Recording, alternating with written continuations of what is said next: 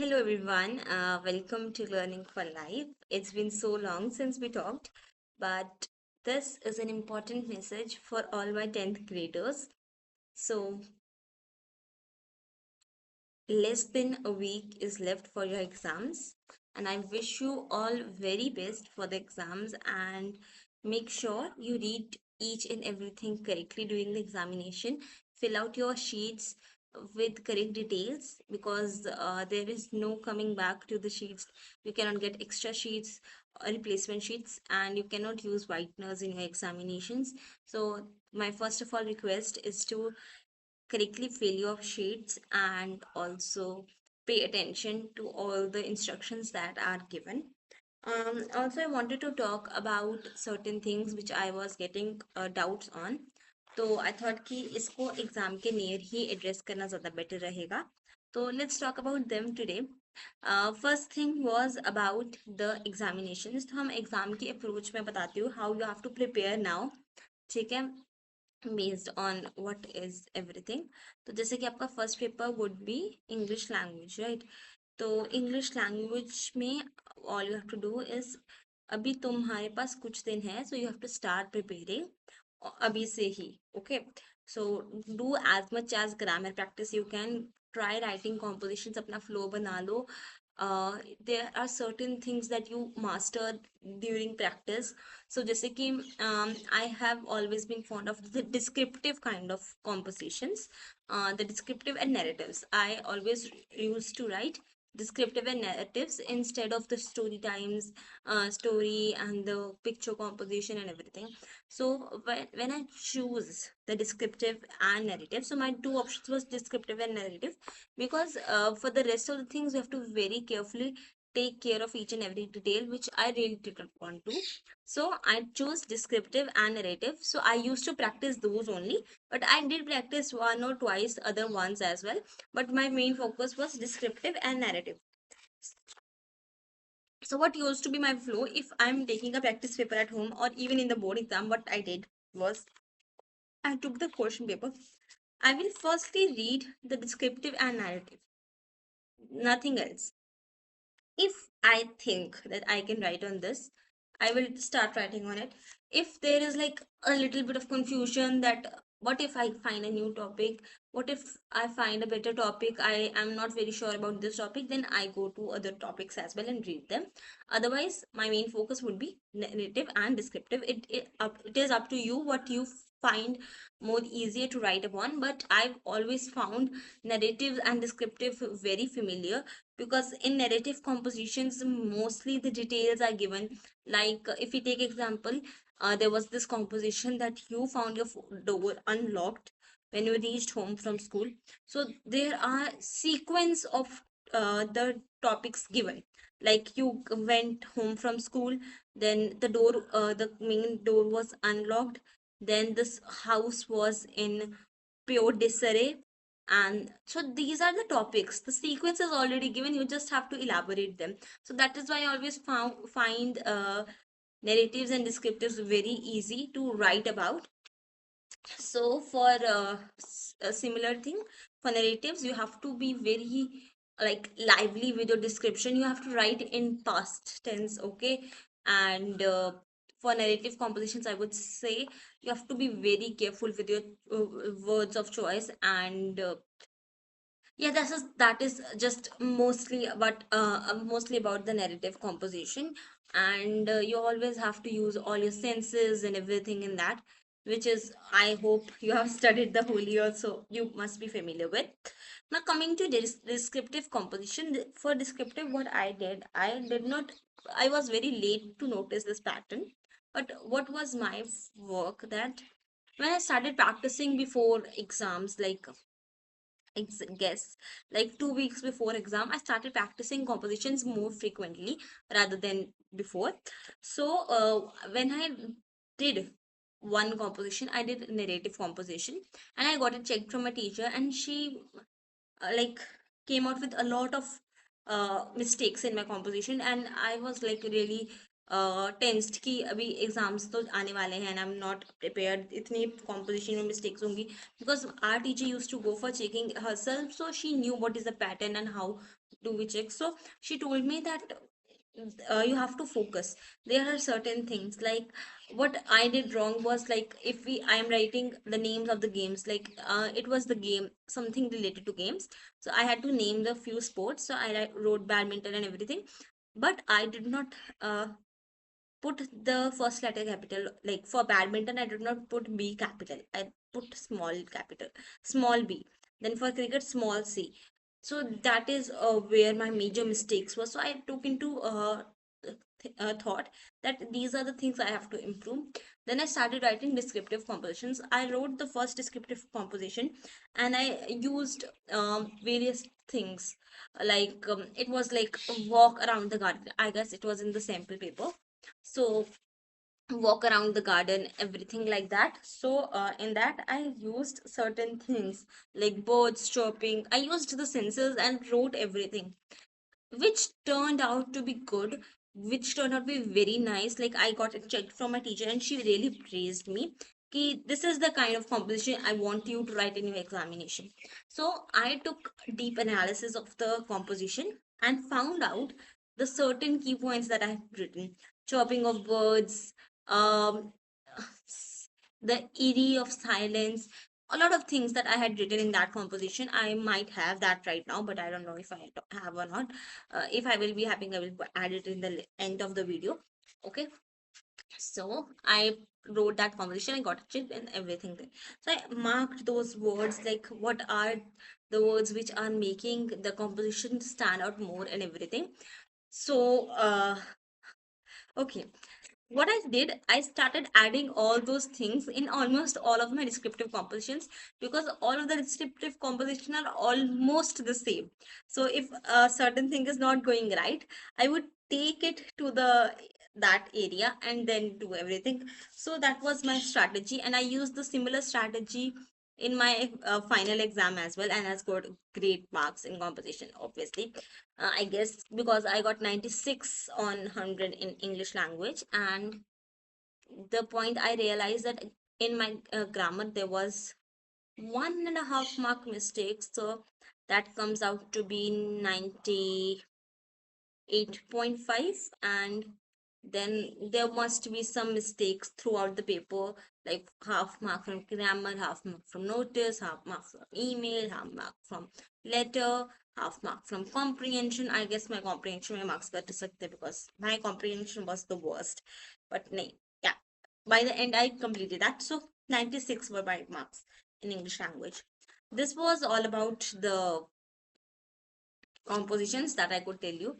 When we talk about letters, do not keep your letters very lengthy. What I always did, I always went for formal letters instead of informal ones.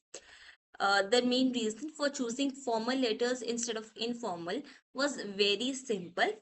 Formal letters are to the point, are not very lengthy, do not take much time, and there's a certain pattern which we have to follow while writing a formal letter.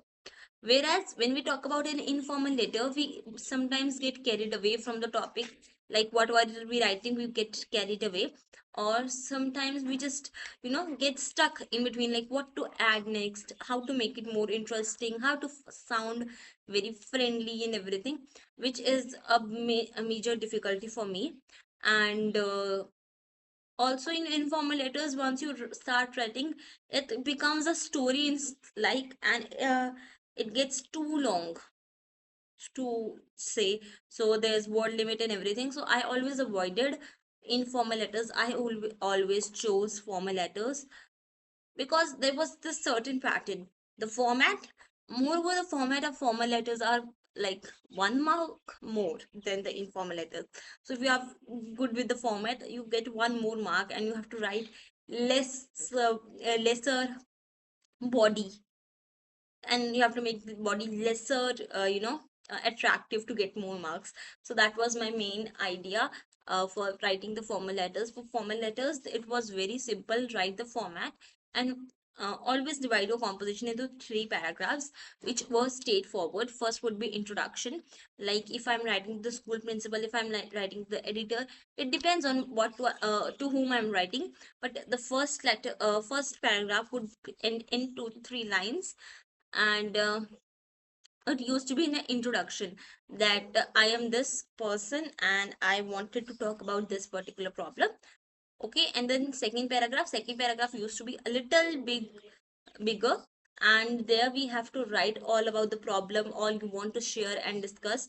Like if we I'm talking about let's take an example over here. If I'm talking about a return purchase from like a sofa I have bought and it is not so good and everything. So what we'd have had to do was basically let's write. So format, and in the first paragraph I would start like um if I'm using my name, if it is not given in the question obviously. I the children call purchased a good quality then a red colored this sofa from your store and would like to return it for because of the certain conditions uh, and the problems I'm facing with it. From the in the second paragraph we would start with this sofa was purchased for the occasion for my new house that we are shifting to, and it is yellow in color. It has these tiny rhinestones to it, it has everything. So description of the sofa. So the main I found it very attractive, that is why I bought it. And then now the main problem that why I'm asking about a refund about it is it is not that comfortable. The leather coating is chipping off very quickly. Also I was told that it was stain proof, but the stains are not going. Something like that. You have to build up the problems, and at the end you have to request that I would please request you to take some action regarding this, and I would be very happy with the replacement if possible, uh, with a new design and everything, with uh, you can say with improvement. And if not possible, please I would request for a refund to be initiated, and then the format. So that was the basic idea. So you have to be very clear and to the point about it. Obviously when I'm speaking it, and it has been a year since I have wrote this kind of letters, so it is kind of different what I'm saying, but you have to a little bit elaborate what I just said. But the main idea is to be that only. And for informal letters also, if you're going to write informal letters, uh, format, you have to sound very friendly, like I hope you're doing well, my name is this. Always one thing that my teacher always said, never start your letters, informal letters, with I hope you are doing well. So yeah, that is when I said I hope you're doing well, so I just got the memory back, flashback, like do not start your letter with I hope you're better. So instead of that, we start our letters with I feel very excited, delighted, I feel very enormously happy. Or if it's a sad letter, you can start with I feel devastated to tell you about it. So that is how you generally start an informal letter. And informal letters are relatively easier, I say, to write, because you don't have to focus on, you can write anything in a friendly manner. But for me, formal letters were better ideas. But if you're frequent and easy with the informal design, you should definitely go for the informal letters. Now, after letters, it used to be email and notice.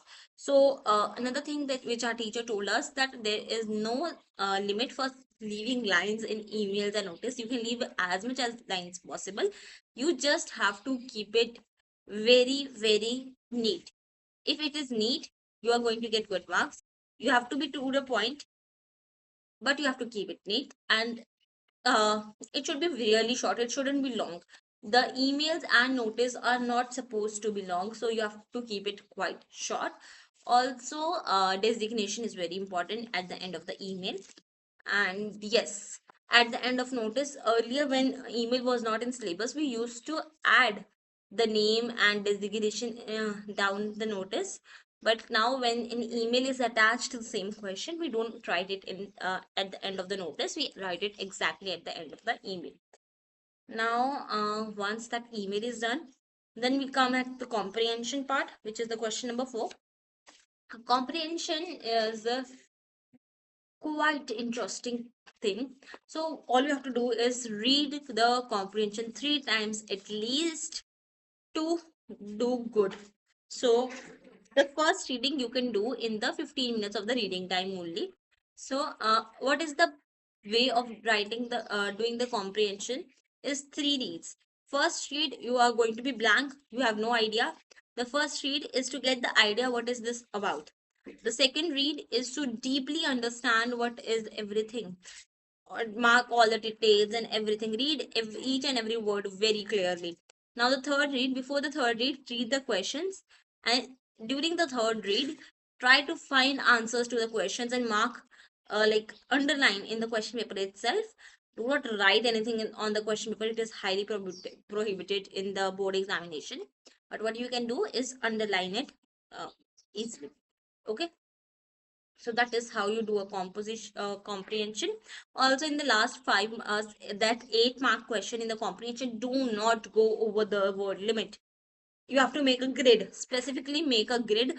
Do not attempt that question without making a grid, and that is mostly about all about the comprehension.